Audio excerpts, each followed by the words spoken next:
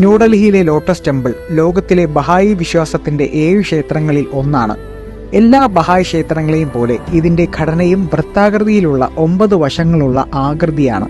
ക്ഷേത്രത്തിന്റെ ആകൃതിക്ക് പ്രതീകാത്മകവും മതപരവുമായ പ്രാധാന്യമുണ്ട്. കാരണം താമര പലപ്പോഴും വിശുദ്ധി, പവിത്രത, ആത്മീയത, അറിവ് എന്നിവയുമായി ബന്ധപ്പെട്ടിരിക്കുന്നു.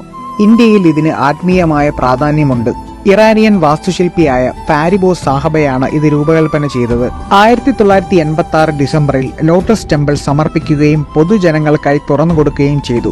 1844 ഇറാനിൽ ഉത്ഭവിച്ച ലോകത്തിലെ സ്വതന്ത്ര മതങ്ങളിൽ ഏറ്റവും പ്രായം കുറഞ്ഞതാണ് ബഹായി വിശ്വാസം.